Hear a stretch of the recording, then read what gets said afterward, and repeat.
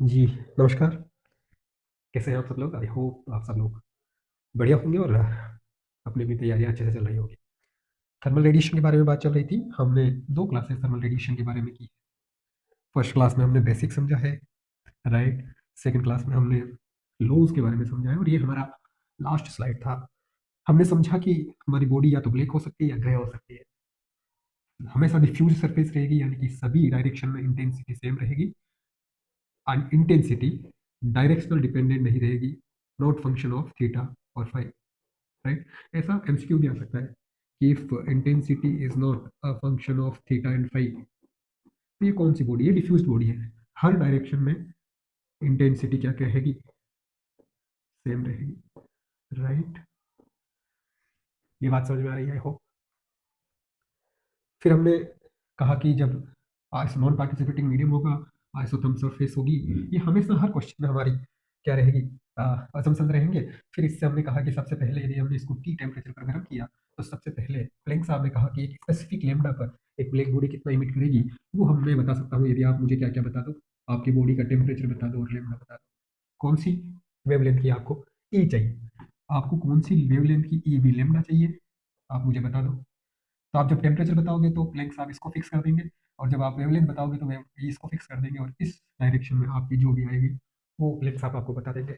फिर स्टेफन साहब ने कहा कि इस सब में टोटल कितनी जा रही है सभी वेवलेंथ की, ये पूरा एरिया कितना आएगा। तो उन्होंने कहा कि मेरा कांस्टेंट यूज करके आप डायरेक्ट पता कर सकते हैं, या फिर इंटीग्रेट करके भी आप कर सकते हैं, लेकिन मेरा कांस्टेंट यदि आपको पता है तो इसको टी की पावर 4 से मल्टीप्लाई करके ब्लैक बॉडी के लिए आप डायरेक्टली निकाल सकते हैं। ठीक। इसी बीच विंस साहब आए और इन्होंने कहा कि स्टेफान साहब ने बताया कि पूरा कैसे निकालें शॉर्टकट में, लेकिन मैंने एक प्रैक्टिकल किया, ऑब्जर्वेशन से मुझे पता चला कि ये मैक्सिमम कहाँ पे आएगा, इसकी वेवलेंथ आपको नहीं पता। राइट? देखो प्रोसेस क्या है। बॉडी आई आपके पास, आपने बॉडी को टेम्परेचर टी पे गर्म किया, मान लो ये 300 केल्विन तक गर्म किया। ये बहुत सारी इमिट करेगी। लेमडा 1 की करेगी, लेमडा 2 की करेगी, लेमडा 3 की करेगी, लेमडा 4 की करेगी, लेमडा 5 की करेगी, हर अलग अलग डायरेक्शन में करेगी। मान लो इसकी पावर लेमडा 1 हो, ये इतनी पावर की इमिट करेगी सारी डायरेक्शन में, ये इतनी पावर सारी डायरेक्शन में, ये इतनी पावर सारी डायरेक्शन में, ये इतनी पावर सारी डायरेक्शन में। और यदि इंटेंसिटी एक डायरेक्शन की बात करें, तो मैं कहूँ कि लेमडा 1 की एक डायरेक्शन में ये, लेमडा 1 की इस लेमडा 2 की एक डायरेक्शन में ये, लेमडा 3 की एक डायरेक्शन में ये। Right? Emission power in direction, तो इंटेंसिटी यूज करेंगे, हेमिस्फेरिकल के लिए ई यूज करेंगे, और लेमडा आ गई तो स्पेक्ट्रल नाम दे देंगे, spectral emission power, spectral intensity. तो ये सब हमने बताया। तो उन्होंने कहा, विंस साहब ने कहा कि कौन से लेमडा पर ये, अब जैसे ये इनफाइनाइट हो जाएंगे ना, तो आप सबका निकाल के फिर चेक करोगे कि कहाँ पे ये मैक्सिमम आ रहा है। विंस साहब ने कहा कि आप मुझे टेम्परेचर बता दीजिए, मेरे पास एक कांस्टेंट है, उस टेम्परेचर से डिवाइड कर दीजिए, तो ये लेमडा मैक्सिमम में ऐसे बता। उन्होंने कुछ किया होगा एक्सपेरिमेंट वगैरह, तो उससे उनको क्या चल गया, पता चल गया। इस तरीके से ये 3 लॉज हमने पढ़े। ये 3 लॉज हमने क्या किए? ये 3 लॉज हमने पढ़े, और हमें पता चला कि रेडिएशन के बारे में क्या क्या हो सकता है। ये तीनों लॉज ब्लैक बॉडी के लिए है। ये तीनों लॉज ब्लैक बॉडी के, उनको नहीं पता कौन सी बॉडी यूज कर रहा है। उनको बस इतना पता है कि एक आइडियल सरफेस क्या करेगी। This is also for black, this is also for black, this is also for black body. Right? assumptions याद होना बहुत जरूरी है। किर्चॉफ लॉ क्या कह रहा है? किर्चॉफ लॉ ने कहा कि यदि कोई दो सरफेसेस थर्मल इक्विलिब्रियम में, ये याद रखो। आप किर्चॉफ लॉ को सीधा नहीं कह सकते कि epsilon will be equal to alpha, या epsilon lambda will equal to lambda, नहीं। यदि बॉडी थर्मल इक्विलिब्रियम में, थर्मल इक्विलिब्रियम में मतलब क्या हो गया कि टेम्परेचर अब चेंज नहीं हो रहा। ये 300 केल्विन पे है, मान लो ये 500 केल्विन पे है।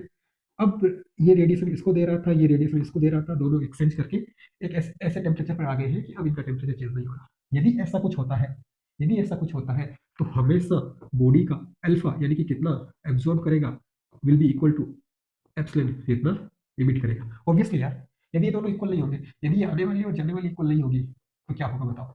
टेम्परेचर इंक्रीज होगा या फिर टेम्परेचर डिक्रीज होगा, क्योंकि या तो आने वाली ज्यादा होगी, जाने वाली ज्यादा होगी। यदि जाने वाली ज्यादा होगी तो टेम्परेचर डिक्रीज होगा, आने वाली ज्यादा होगी तो टेम्परेचर इंक्रीज होगा। लेकिन क्योंकि थर्मल इक्विलिब्रियम में है, ना टेम्परेचर इंक्रीज हो रहा है ना टेम्परेचर डिक्रीज हो रहा है, तो इसलिए ये कह रहा है कि यदि थर्मल इक्विलिब्रियम में आ गया, तो थर्मल इक्विलिब्रियम में आ गया तो alpha will be equal to epsilon, या फिर स्पेक्ट्रल आल्सो, लाइक किसी स्पेसिफिक लेमडा के लिए भी दोनों सेम होंगे, और टोटल भी दोनों सेम होंगे। ये किरचॉफ लॉ ने कहा था। अब ये कीवर्ड याद रखिएगा, थर्मल इक्विलिब्रियम बहुत जरूरी है, बहुत लोग ये चीज नहीं बता पाते। फिर हमने कहा कि यदि हम कोई भी रेडिएशन के बारे में कुछ डिफाइन करते हैं, तो या तो हम कहते हैं कि हेमिस्फेरिकल है, राइट, या फिर हम कहते हैं कि डायरेक्शनल है, राइट, यदि डायरेक्शनल प्रॉपर्टी, यदि हेमिस्फेरिकल है तो हम एक्स को लिखते हैं ई, राइट। यदि डायरेक्शनल प्रॉपर्टी है तो हम एक्स को लिखते हैं आई से, इंटेंसिटी कहते हैं इसको, इमिशन पावर कहते हैं। फिर इसको दो में डिवाइड किया है हमने, राइट। या तो ये क्या हो सकता है, टोटल हो सकता है, या फिर क्या हो सकता है, मोनोक्रोमेटिक हो सकता है, और इसको एक और वर्ड कहते हैं स्पेक्ट्रल हो सकता है। यदि टोटल है तो इसको हम सीधा ई लिखेंगे, और ये मोनोक्रोमेटिक है तो ई लेमडा लिखेंगे, राइट। यदि डायरेक्शनल में भी सेम, यदि टोटल है तो आई लिखेंगे, और यदि मोनोक्रोमेटिक है, एक ही वेवलेंथ की है, तो आई लेमडा लिखेंगे। ये बात समझ में आई।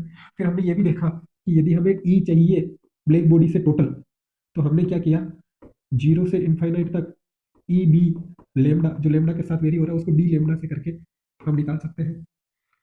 इसका एक और, यदि ये वाली चीज हो, राइट। अब इधर आए, हमें टोटल ई चाहिए, टोटल ई बी चाहिए, तो हम क्या कर सकते हैं, टोटल डी सॉलिड एंगल करके आई और डी सॉलिड एंगल। ये बात समझ में आई। देखो जो वेरी हो रहा है उसको हम यहाँ कर सकते हैं, यदि यहाँ लेमडा है तो एक और डी लेमडा, यहाँ डी लेमडा, जिस जिसके साथ वेरी हो रहा है उसको उसके साथ इंटीग्रेट करके और हम वो टोटल में कन्वर्ट कर सकते हैं। ये बात आप सबको समझ में आई, I hope, right. Next, solid angle क्या है।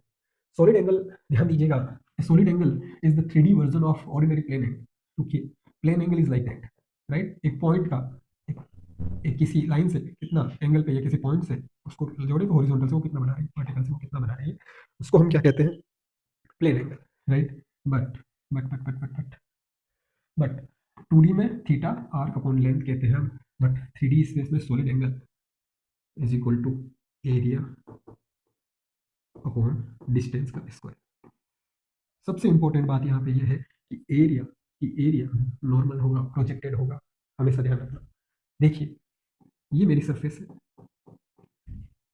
DA1, ये है DA2, तो solid angle of this surface, ये ध्यान रखना, किस सरफेस का, ये सरफेस इस पॉइंट पे कितना सॉलिड एंगल डाल रही है, ये डी टाउ कितना होगा, DA2 अपॉन आर स्क्वायर, यदि ये आर है, राइट। इसकी यूनिट का स्टेरेडियन थोड़ा ध्यान रखिएगा। एक और एग्जांपल लेते हैं, यदि एक फ्लैट सरफेस है और हमारी इधर एक फ्लैट सरफेस है, तो अब इसको जोड़ दिया जाए, इस सरफेस पे, इस सरफेस का सॉलिड एंगल कितना होगा, इसको ऐसे जोड़ो, राइट। इसको प्रोजेक्टेड करो नॉर्मल, राइट। अब ये नॉर्मल प्रोजेक्टेड कितना है, ये DA1 है, ये DA2, कोस थीटा हो गई प्रोजेक्टेड सरफेस, तो ये सॉलिड एंगल क्या होगा, area, projected area cos theta upon, theta कौन सा, ये वाला receiver, theta R upon R, right. ये आपको समझ में आया होगा। सॉलिड एंगल क्या है वो आपको आई होप समझ में आया होगा। देखो मैं एक एक चीज बड़े इत्मीनान से और बहुत क्रिस्टल क्लियर वे में बता रहा हूँ, ठीक है। नेक्स्ट, नेक्स्ट इज इंटेंसिटी, बहुत इंपॉर्टेंट, हम कह सकते हैं कि बहुत इंपॉर्टेंट ये होने वाली है। इंटेंसिटी डायरेक्शनल प्रॉपर्टी है। मैंने कहा कि emissive power will be hemispherical, total hemispherical, intensity will be directional. देखो हमने अभी तक जो भी पढ़ा है वो ई पढ़ा है, इसने बता दिया कि सभी डायरेक्शन में total sum of the power कितनी है, बता दिया, ठीक है। हमने अभी जो पढ़ा है वो भी लेमडा पढ़ा, उसने कहा कि टोटल डायरेक्शन में एक स्पेसिफिक लेमडा की पावर कितनी, एनर्जी कितनी है, वो भी पता चल गया। लेकिन यदि मुझे ये पता करना है कि सिर्फ इस सॉलिड एंगल वाले इसमें, इस एरिया में कितनी मेरी एनर्जी है, क्योंकि एट लास्ट रेडिएशन तो वही है ना, हमें एक जो बॉडी है वो रेडिएट कर रही है, हमें सारे रेडिएशन से कोई मतलब नहीं है, हमें बस वो रेडिएशन से मतलब है जो हमें, हम यहाँ खड़े हैं, जो हमारे ऊपर आकर पड़ रही है। हमारे ऊपर कैसे पड़ रही है कि हम एक सॉलिड एंगल डाल रहे हैं उस पॉइंट पे, तो उस सॉलिड एंगल में कितनी पड़ रही है हमें तो उससे मतलब है, तो प्रैक्टिकली हमें उस चीज से मतलब है। इंटेंसिटी वो बताएगी, इंटेंसिटी क्या बताएगी, इंटेंसिटी ये बताएगी कि पर्टिकुलर डायरेक्शन में कितनी है, राइट। तो वही एनर्जी रेडिएटेड, ये जूल है, राइट, पर यूनिट एरिया। ये एरिया किसका है, ये एरिया है इमिटिंग सरफेस का, एक हमारी सरफेस है DA1 जो इमिट कर रही है, राइट। तो ये इमिटिंग सरफेस का एरिया है पर यूनिट टाइम, तो ये पर यूनिट टाइम और जूल ये दोनों मिलकर वाट में कन्वर्ट हो जाएंगे। तो मैं ये कह सकता हूँ कि DQ in what per unit area पर यूनिट सॉलिड एंगल, और इस सॉलिड एंगल का फॉर्मूला क्या आएगा, DA2 अपॉन आर स्क्वायर, ठीक है। A2 कौन सा, A2 यहाँ वाला, ये एरिया में कंफ्यूज मत होइएगा, this is emitter, this is receiver, right. This is concept of intensity, very easy, very easy, और इसका एप्लीकेशन पार्ट भी हम देखेंगे। अब देखिए कोसाइन लॉ क्या कहता है, मेरी एक बात आप ध्यान से सुनिए, जब हम कहते हैं कि हमारी बॉडी क्या है, डिफ्यूज है, हमारी बॉडी क्या है, डिफ्यूज। डिफ्यूज बॉडी हमेशा सभी डायरेक्शन में एक ही जैसा इंटेंसिटी रखता है, राइट। सभी डायरेक्शन में हमेशा एक ही जैसा इंटेंसिटी रखेगा, ये भी आई, ये भी आई, ये भी आई, ये भी आई, ये भी आई, राइट। आई क्या होती है, per unit area, right, per unit area. अभी क्योंकि इस डायरेक्शन में एरिया जो है वो कम दिख रहा है, ये आपका एक सरफेस है। आप नॉर्मल से जब एरिया देखोगे तो आपको पूरा दिखेगा, राइट। यदि आप इस डायरेक्शन से देखोगे तो ये एरिया आपको कम दिखेगा, इवन दो ये एरिया इस डायरेक्शन में आई ही भेज रहा है, इस डायरेक्शन में भी आई ही भेज रहा है। लेकिन यदि आप इस डायरेक्शन में खड़े होकर पूरे DA1 को देख पाते तो ही आपको वो पूरी एनर्जी मिलती। यदि आप DA1 को नहीं देख पा रहे तो वो एनर्जी आपको पूरी नहीं मिलेगी। तो क्या होगा, मान लो ये थीटा है, तो मैं क्या कहूँ, सी इस डायरेक्शन में, नॉर्मल डायरेक्शन में, DQ नॉर्मल क्या होगा, I normal into area, right, this is A1, right, into solid angle. ये बात समझ में आई, ठीक है। अब मैं क्या कहूँ, DQ थीटा में क्या होगा, इज इक्वल टू IN। देखो ये DQ है जो इमिटर का है, क्योंकि जो रिसीवर का है उसमें सॉलिड एंगल में इंक्लूड हो जाएगा। इमिटर का एरिया, इस डायरेक्शन में इमिटर का area DA1 cos theta into tau same रहेगा, क्योंकि ये भी नॉर्मल प्रोजेक्टेड है, ये भी प्रोजेक्टेड है, डायरेक्ट शिफ्ट हो रहा है, तो ये सेम रहेगा, राइट। तो हम देखते हैं कि DQ थीटा जो है वो इसको इसको और इसको क्या मैं ये देख सकता हूँ, DQN into cos theta, right. और यदि ओवरऑल में कहूँ कि I theta is equal to IN into cos theta, ये कह रहा है, ये कोसाइन लॉ जो ये नहीं कह रहा कि इंटेंसिटी कम हो रही है, इंटेंसिटी सब डायरेक्शन में सेम है इसकी तरफ से। लेकिन आपकी गलती है कि आप पूरा देख नहीं पा रहे, आप देख नहीं पा रहे हो तो आपको क्या रिसीव होगा, आपको उसका कोस थीटा ही रिसीव होगा, इवन दो इमिट ये पूरा IN ही कर रहा है। मेरी बात सुनिएगा, इमिट ये इस डायरेक्शन में IN कर रहा है, इमिट ये इस डायरेक्शन में भी IN ही कर रहा है, लेकिन आप उसको कोस थीटा ही देख पा रहे हैं। आप उसको क्या देख पा रहे हैं, आप उसको कोस थीटा ही देख पा रहे हैं, राइट। क्यों देख पा रहे हैं कोस थीटा, क्योंकि आपका एरिया जो है, आप उसका पूरा एरिया देख नहीं पा रहे हो, तो जब तक आप उसका पूरा एरिया देख नहीं पाओगे तब तक आपको पूरी IN नहीं दिखेगी। ये कोसाइन कहता है, क्या कहता है कि intensity of radiation emitted by diffuse surface in direction proportional to the cosine. हमेशा ये डाउट रहता है, मेरा भी रहा है, आपका भी रहा होगा और रहेगा, कि सर यदि डिफ्यूज सरफेस सभी डायरेक्शन में सेम यदि आई भेजती है तो फिर ये कोस ये अलग क्यों कह रहा है, ये तो कॉन्ट्राडिक्ट कर रहा है। ये कह रहा है कि आई थीटा में IN कोस थीटा हो जाएगा। एक तरफ आप कहते हो डिफ्यूज सरफेस सर सब डायरेक्शन में सेम भेज रहा है, और दूसरी तरफ कोसाइन लॉ कहता है कि कम हो रहा है, जैसे जैसे थीटा बढ़ रहा है वैसे वैसे कम हो रहा है। ये क्या बात है, तो ये वो है कि आप रिसीव कितना कर रहे हो। इमिटर अपना काम पूरा कर रही है, लेकिन आपको रिसीव कितना हो रहा है। आपको रिसीव होने के पीछे और इमिटर को इमिट करने के पीछे दो रीजन है। इमिटर अपनी सरफेस एरिया सेम रख रहा है, लेकिन आप जैसे जैसे थीटा बदल रहे हो, आप उसको देखने वाली क्षमता आपकी कम हो रही है, आप इस डायरेक्शन से बहुत कम देख रहे हो, राइट। इसका एक बढ़िया एग्जांपल यदि मैं आपको दूं, देखो बहुत बढ़िया कॉन्सेप्ट है और मैं बड़ी वीडियो लंबी लंबी करके आपको समझाने की कोशिश कर रहा हूँ। इसका मैं बहुत अच्छा एक एग्जांपल देता हूँ। देखो सन है हमारा, राइट, एक डिफ्यूज सरफेस है सन, सभी डायरेक्शन में सेम देता है, राइट। अब इस अर्थ पे मान लो आप यहाँ पे हो, ठीक है। अभी आपको क्या दिख रहा है, आप दोपहर में एकदम सामने हो तो आपको लगेगा कि यार बहुत धूप है और यही सन इधर आ जाएगी, यदि ये सरफेस है आपकी तो आपको क्या लगेगा, आपको धूप कम लगने लगेगी। अभी शाम को आपको एकदम ठंड लगेगी, बट इंटेंसिटी तो सेम है अभी भी। आपने डायरेक्शन चेंज की है, आप उसके मुंह की तरफ नहीं हो, आप उसकी सरफेस की तरफ नहीं हो, इसलिए आपको कम लग रही है। अदरवाइज इट इज डिफ्यूज, ये तो सभी डायरेक्शन में सेम ही भेज रही है, राइट। ये एक अच्छा एग्जांपल से मैं आपको समझा सकता था और मैंने समझाने की कोशिश की। ये सब इंटरव्यू के यार कॉन्सेप्ट है, ऐसे क्वेश्चन लो आ जाता है, ऐसे कैसे क्वेश्चन लो कह दिया डिफ्यूज सरफेस कह रहा है तो फिर कैसे कम कर दे रहा है, तो वो आपको पता होना चाहिए। नेक्स्ट कुछ डेरिवेशन हम करेंगे, कुछ डेरिवेशन हम करेंगे और उसके बाद हम इस वीडियो को खत्म करने की कोशिश करेंगे। मेरी बात सुनिए, हमने अभी पढ़ा कि DQ per unit time, per unit emitted surface area, पर यूनिट सॉलिड एंगल को हम इंटेंसिटी कहते हैं, राइट। और दूसरा हमने पढ़ा कि इंटेंसिटी थीटा IN का कोस थीटा होती है, राइट। ये दो कॉन्सेप्ट हमें पहले ध्यान रखने हैं, समझ में आई बात, ये दो कॉन्सेप्ट हमें ध्यान रखने होते हैं, रख लिया ध्यान। अब मेरी बात सुनो, मान लो कि एक सरफेस है यहाँ पे DA1 करके, राइट। इस हेमिस्फेयर पे एक DA2 करके दूसरी सरफेस है, राइट। अब हमें इसकी हेमिस्फेरिकल पूरी इंटेंसिटी के थ्रू, देखो EB लेमडा के थ्रू हम EB निकाल सकते हैं इंटीग्रेट करके, लेकिन हम क्या निकालना चाहते हैं, हमें इंटेंसिटी पता हो और हम EB या E लेमडा निकालना, EB निकालना चाहते हैं, EB मतलब टोटल हेमिस्फेरिकल पावर निकालना चाहते हैं, और जब हमें आई दे रखी है, राइट। तो हम क्या कर रहे हैं, ध्यान से देखिएगा, हमने कहा कि वॉट जूल हो गया वाट, और per unit emitter area is equal to I per unit solid angle, this is per unit solid angle, और दिस इज थीटा। क्या मैं ये सही कह रहा हूँ? क्या मैं ये सही कह रहा हूँ? ये मैं लिख सकता हूँ 1 से 2 की तरफ, यहां से उधर की तरफ जाने वाली ये चीजें हैं। क्या मैं डी क्यू, इसकी यूनिट क्या, क्या इसकी यूनिट में ये कह सकता हूँ कि वॉट पर मीटर स्क्वायर और हो गई है।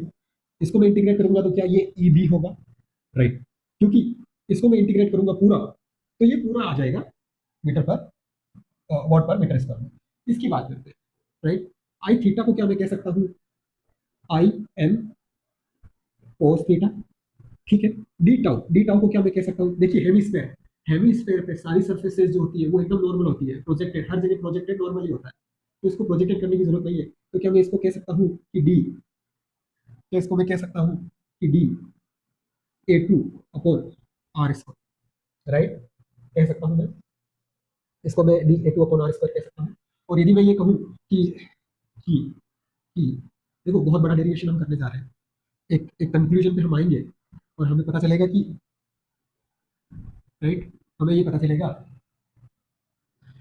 तो मैं कह रहा हूँ कि डी क्यू 1 से 2 कितना है per unit time in what, क्या है? आई एन कोस थीटा, ठीक है। डी ए वन, ये इधर वाला मैं इधर लेके आया, तो D A two upon R square. ये बात समझ में आई कि नहीं बताओ? बात समझ में आई? बात समझ में आई?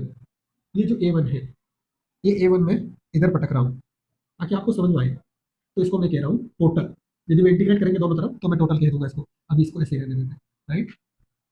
ध्यान से देखिएगा, ध्यान से देखने की कोशिश करिएगा कि कि कि ये कोस थीटा कौन सा? ये वाला, right? And D A two upon R square, right? अब डी ए टू क्या है ये देखने की कोशिश कीजिएगा। आपको यदि हेमिस्फीयर की थोड़ी भी नॉलेज है तो ये जो सरफेस है ये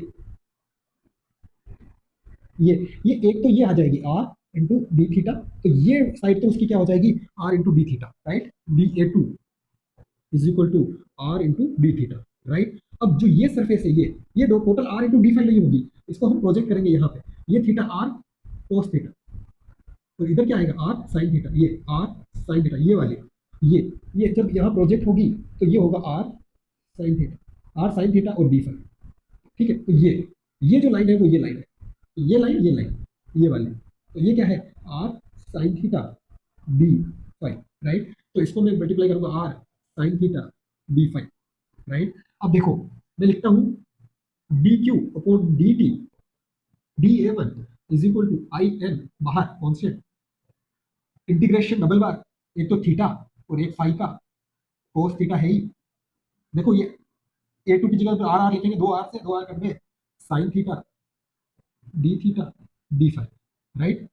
राइट, आई होप आपको समझ में आ रहा है। अब मेरी बात सुनिए, फाइव फाइव जीरो से लेके 2 पाई तक चलेगा राउंड पूरा, राइट? और थीटा कितना चलेगा? जीरो से लेके पाई, थीटा जीरो से लेके पाई, ये एक पार्ट को हम, ये पूरा पार्ट क्या है?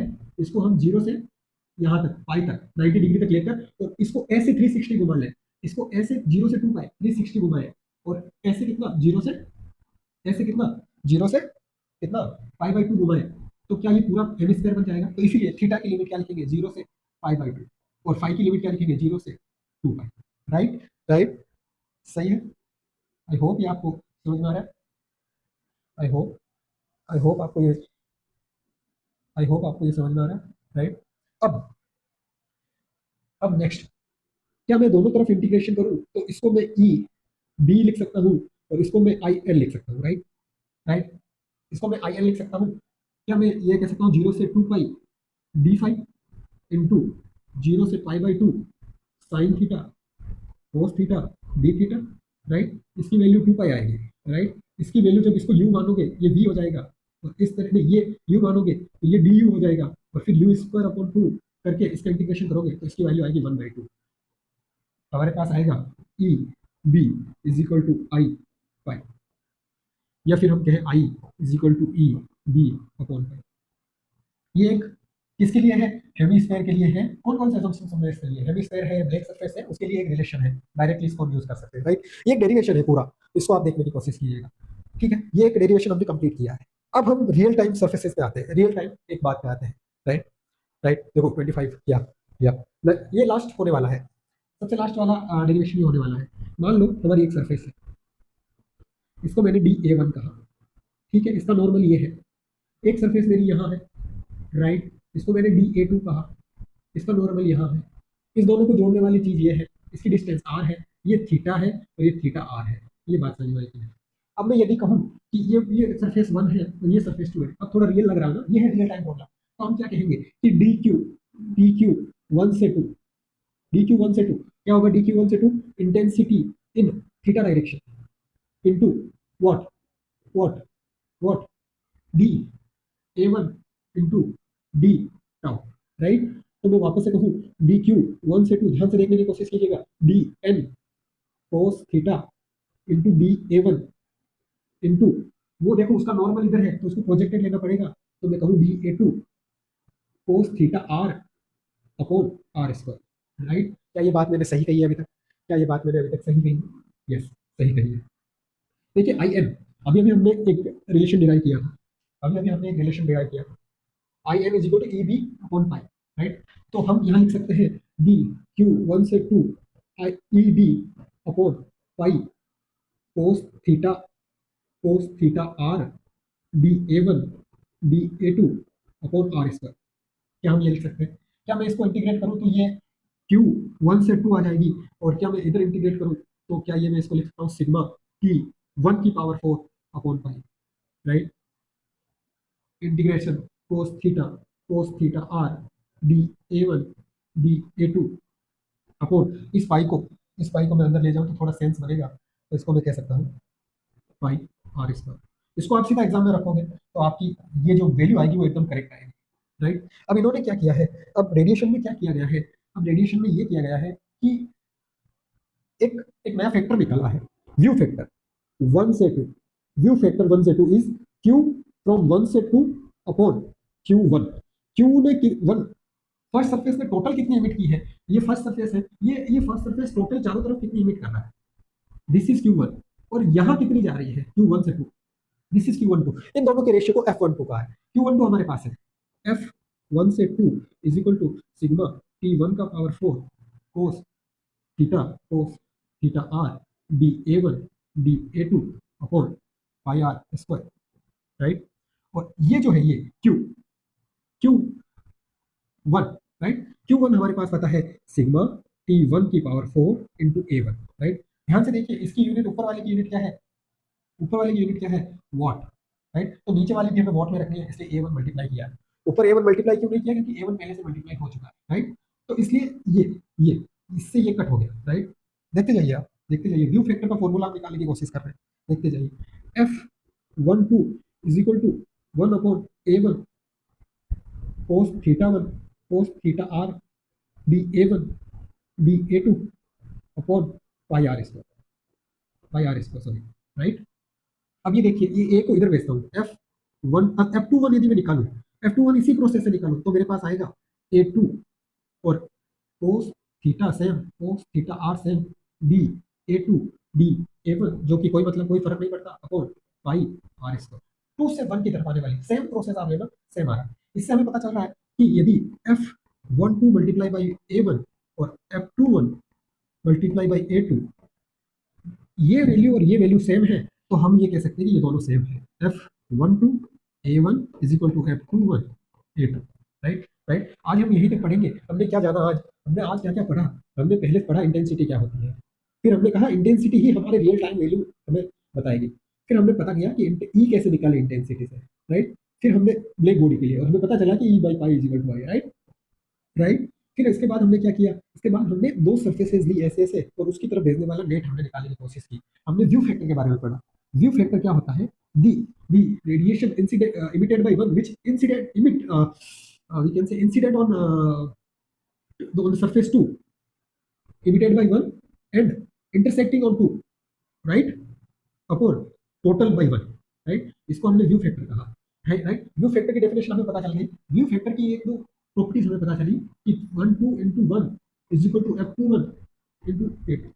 व्यू फैक्टर के बारे में हमें एक और बात पता चली कि देखो टोटल 1 होने वाला है, तो submission of F going to be 1, right. तो F क्या कहेंगे, 1 से 1 प्लस F1 से 2 प्लस F1 से 3 इज इक्वल टू 1। ये एक और प्रॉपर्टी है व्यू फैक्टर की। ऐसे करके व्यू फैक्टर होते हैं, और उस व्यू फैक्टर को हमने यदि उस पर लगाना, राइट, इस सबको व्यू फैक्टर कह दिया हमने, राइट। अब यदि हमें व्यू फैक्टर के थ्रू, अब यदि हमें ये निकालना है कि Q1 से 2 कितना होता है, तो हमें ये पता है कि व्यू फैक्टर जो है वो ये कहता है कि Q1 से 2 अपॉन Q1। हमें Q1 से 2 चाहिए, तो Q1 से 2 इज इक्वल टू, यदि हमें व्यू फैक्टर पता है तो हम नॉर्मल से Q1 कितना इमिट करती है हम तो निकाल लेंगे स्टीफन बोल्ट्जमान लॉ से, और हमें 1 से 2 पता चल जाएगी, राइट।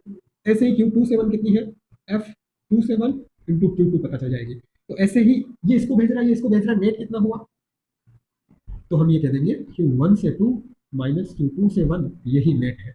हम आगे के क्लासेस में ये पढ़ेंगे, लेकिन ये डेरिवेशंस आपको अच्छी तरीके से समझाना, कुछ लॉज आपको अच्छी तरीके से समझाना, ये बहुत बहुत जरूरी था। और आई होप आपने सही से समझा है कोसाइन लॉ, आई होप आपने सही समझा है किरचॉफ लॉ, आई होप आपने सही से समझा है इंटेंसिटी, आई होप आपने सही से समझा सॉलिड एंगल। और आगे की वीडियोस में हम ऐसे ही धूम मचाते रहेंगे। तब तक नमस्कार। ज़्यादा रेडिएशन बचा नहीं है, हम थोड़ा इलेक्ट्रिकल सर्किट से इसको कंपेयर करके फिर धमाधम धमाधम क्वेश्चन लगाएंगे, और बढ़िया से रेडिएशन फॉर इंटरव्यू, एक इंटरव्यू क्लास के लिए मैं रेडिएशन क्लास अलग से लूंगा, जिसमें हम ब्लैक बॉडी ग्रे बॉडी के बारे में डिटेल्ड क्या क्या क्वेश्चन पूछे जा सकते हैं, कैसे कैसे आपको फंसाया जा सकता है उसके बारे में पता करेंगे, और ऐसे करके हम रेडिएशन को खत्म करेंगे। नमस्कार।